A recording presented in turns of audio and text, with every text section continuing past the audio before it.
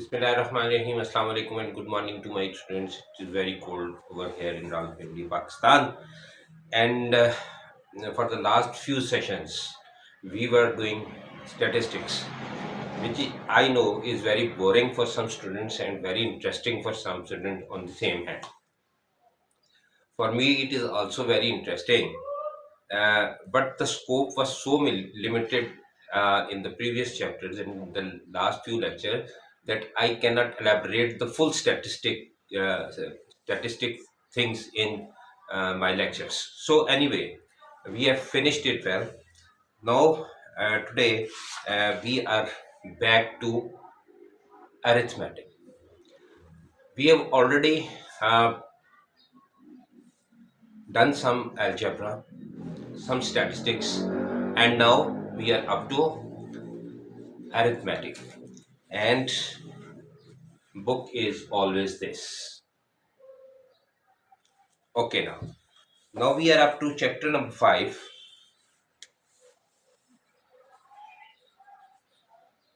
Chapter number 5, and chapter number 5 is fraction and standard form. Is fraction and standard form.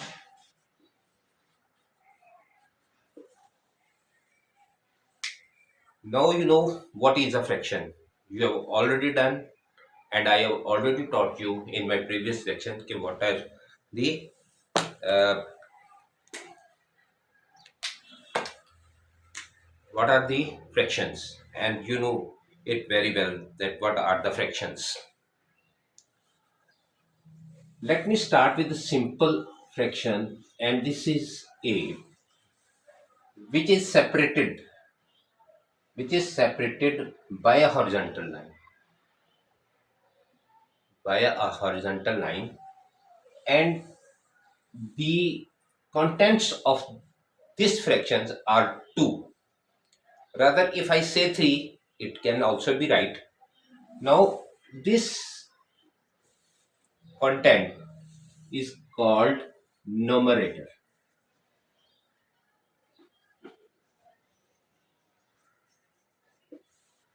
and this content is called denominator.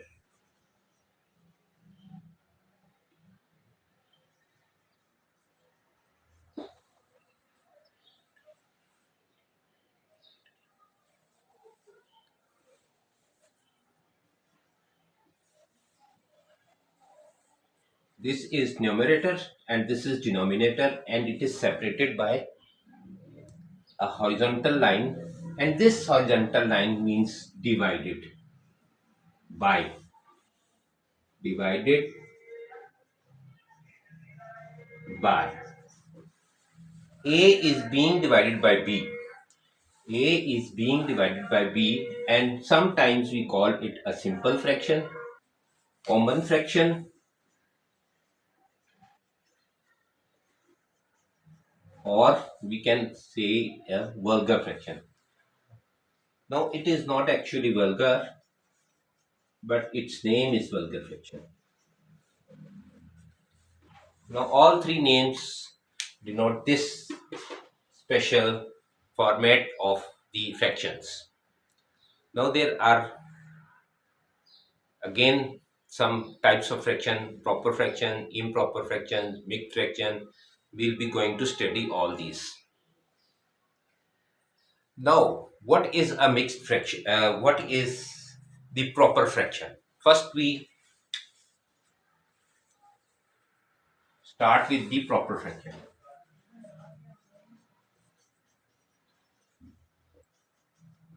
Okay. Now, the format will remain the same.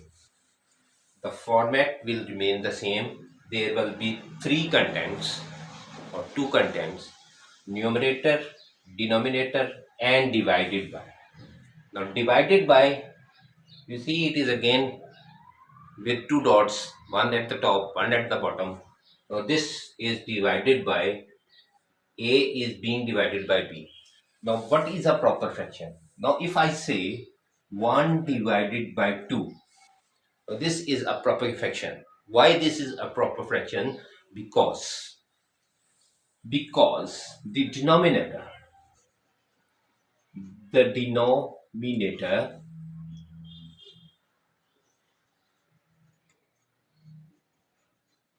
is larger than what? Denominator.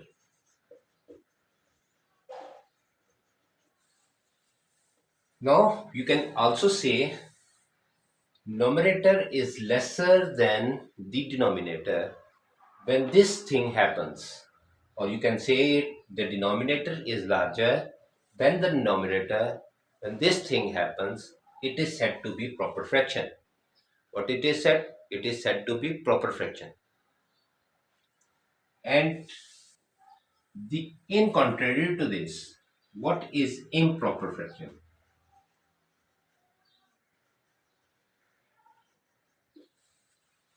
If I just flip this over, larger becomes the denominator and the lesser becomes the denominator. For example, 5 divided by 2. 5 divided by 2 is an improper fraction. Now you see, I have flipped the larger content into the denominator and the lower content and into the denominator. Then this thing happens. It is said to be improper fraction. Now what is mixed fraction?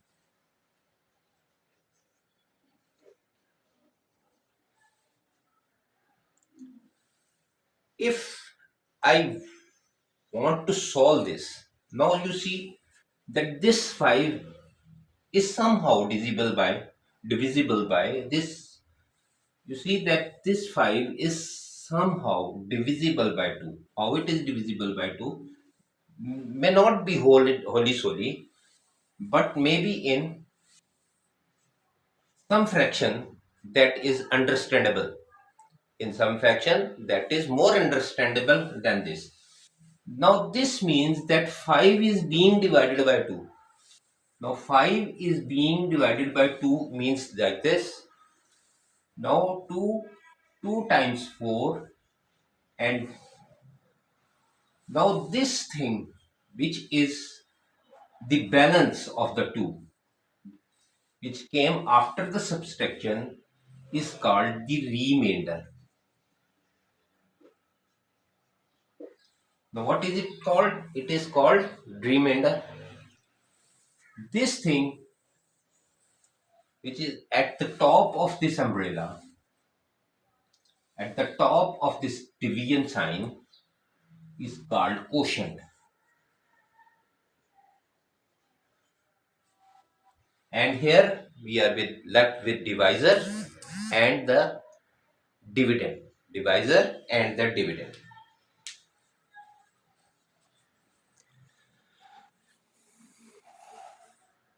Now this is the dividend and this is the divisor. I will write it over here.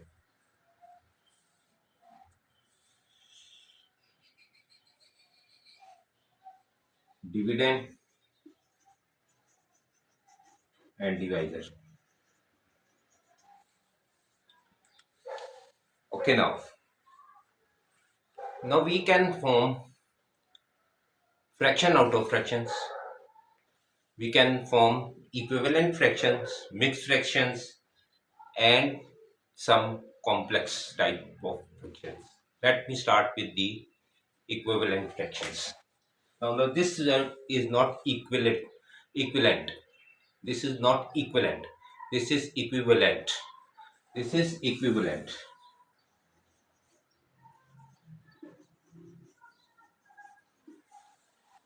Equivalent fractions.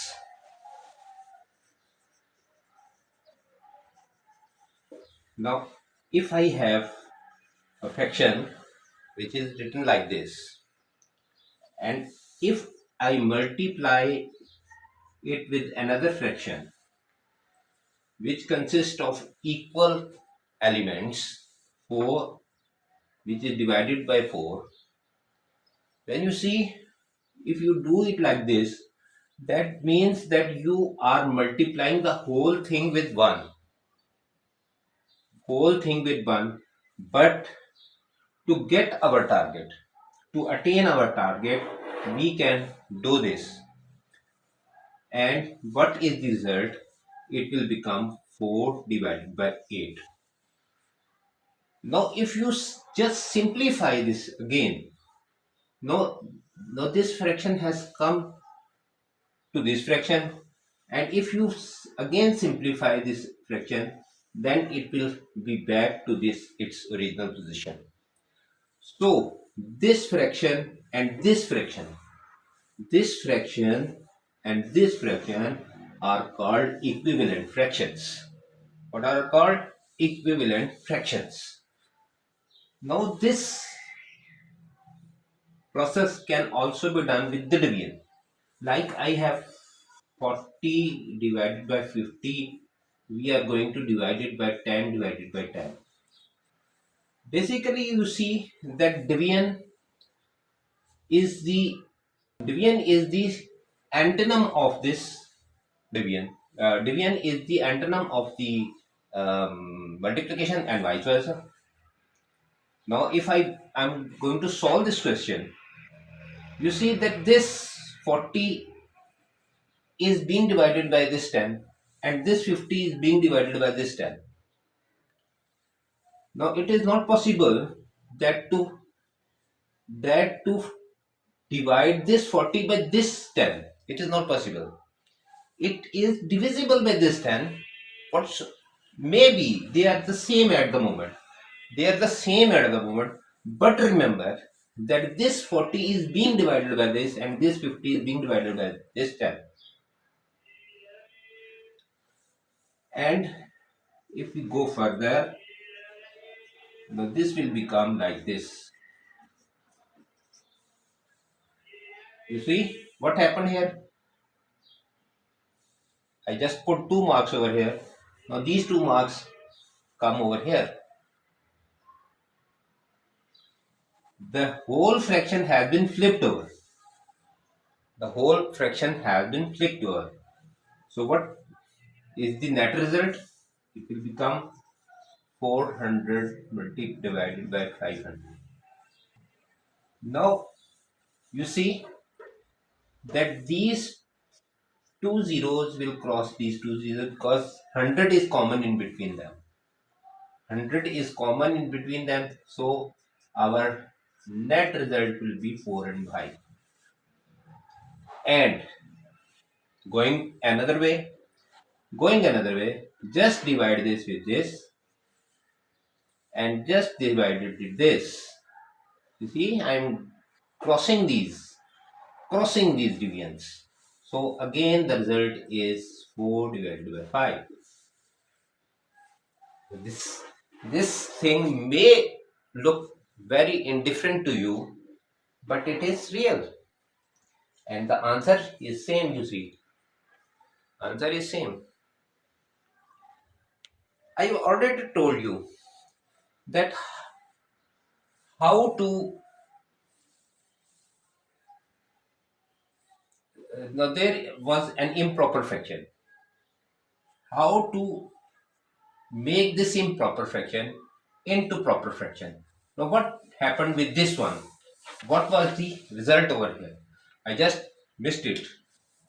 So quotient. The quotient will come over here. Okay. Quotient will come over here. Remainder will come over here. And the divisor will be coming over here. QRD. So what is going to happen over here? Write the quotient over here. That was 2. And what is the remainder? 1 divided by the divisor, that is 2. You see, this is the general formula. So if you go back, from here head to here, you will find it this fraction again back to its original position. Now I am going to demonstrate you the example for this. We are going to put this mixed fraction into proper or improper fraction.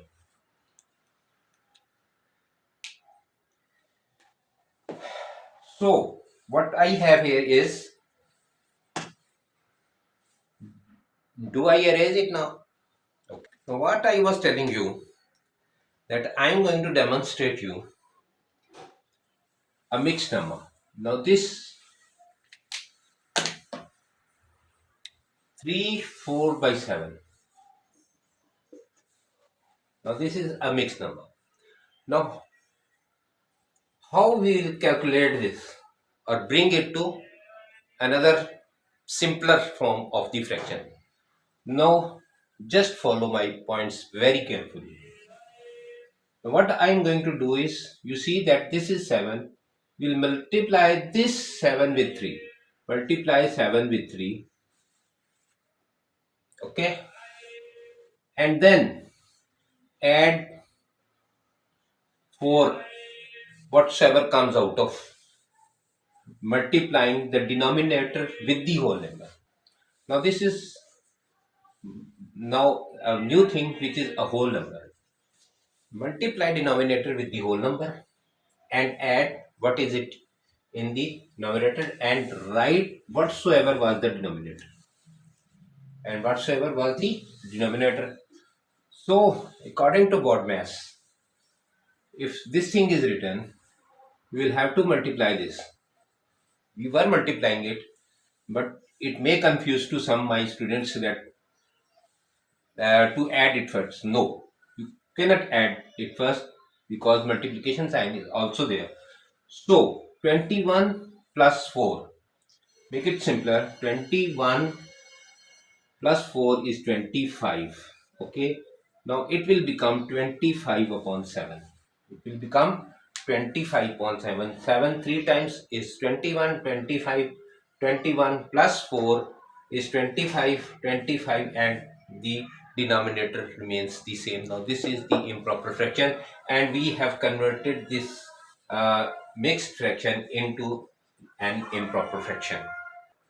Now my dear students, what if we have to add, if we have to subtract the two fraction, how will we do it? So for example, I have this fraction, these two fractions.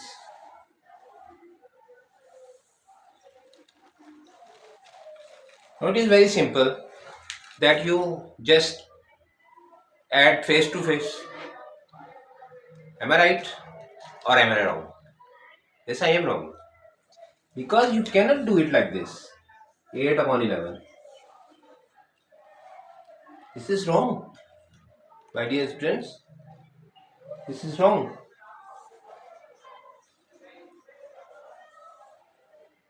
How we are going to do it? We'll take the lowest common multiple of this, LCM of this, 8 and 3. 8 and 3 LCM.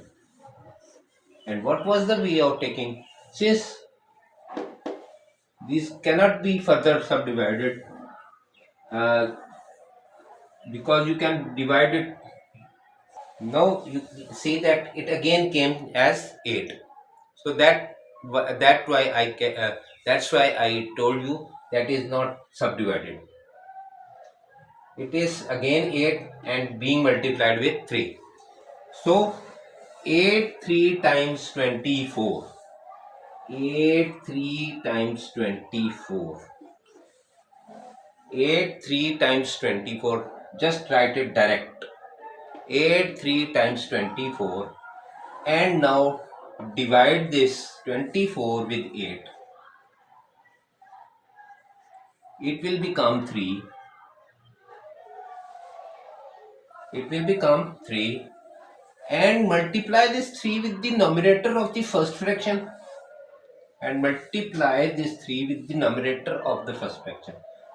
That means that you have to multiply 3 over here. So what will become 21? Then write 21 over here. And similarly do the same procedure with this fraction. Same procedure with this fraction.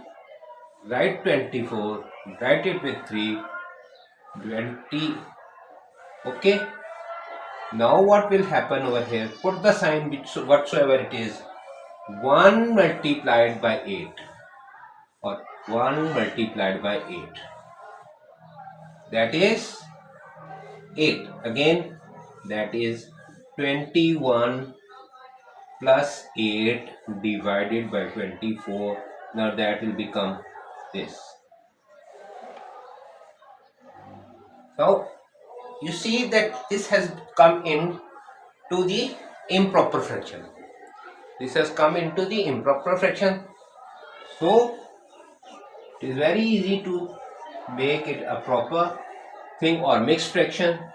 So it will become like this 5. So what I told you, write the quotient over here. Write the quotient over here. The denominator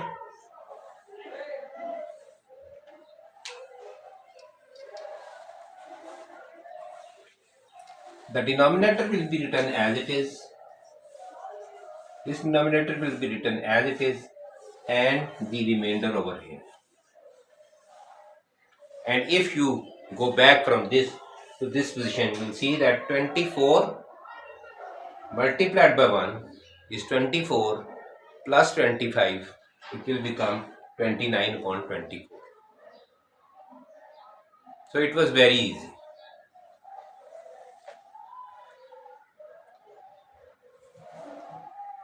So one more topic and then I'll be ending this session today, and we'll starting a fresh exercise in our next session. Our next topic is percentage. Percentage.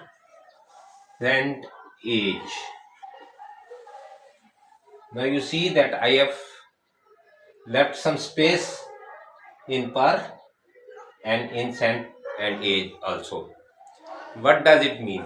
Per means for every. For every. Per, what does per means? For every. And cent means 100. And age is to convert the some adjective to the verb to the adjective, and whatsoever it is. So the sign for percentage is like this, simply like this. And if I want to find the 3% of 75, 3% of 75, 3% of 75, 3% of 75. So I have to calculate 3 out of every 100. 3 out of every 100. So it means that if there was 100 instead of 3, instead of 75, if there was 100 instead of 75, the answer would have been 3, simple. It would have been 3. But since it is 75 and this is 3%, how will we calculate it? We just now further I may tell you that the percentage is written in this fashion or in the decimal way also. What does the 3% means? 3% means 3 for every 100.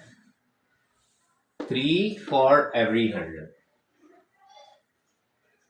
3 for every 100. So this is the fractions format, and we can also write it like this. This is the decimal format. This is the fraction format. This is the decimal format. And how we convert simply it into the decimal format? Now just follow my point carefully. Write this 3 under the last zero, over the last zero. Write this 3 over the last zero, then place another zero, and then whatsoever was written over. But to write the 3 or whatsoever what it was here on the last zero, on the last zero, over the last zero. So this zero will come over here. Now this zero will come over here, and this one will be converted into a point. This one will be converted into point. This is very simple. Without calculation you can do it, or otherwise you will be doing it like this. So it is not divisible by. So you have to put one point over here, then zero. Again it is not. So you have to multiply it and divide by zero. So it is, and you have to put another zero over here. No, it is okay. And now this is a very simplest form. It will become over here if I calculate it with whole procedure. So my dear students, this is the simpler way. Write the 3 over the last zero. Take this 0 also over this 0. Now this is, and 1, put this 1 as a point, and again 0 because there is no whole number.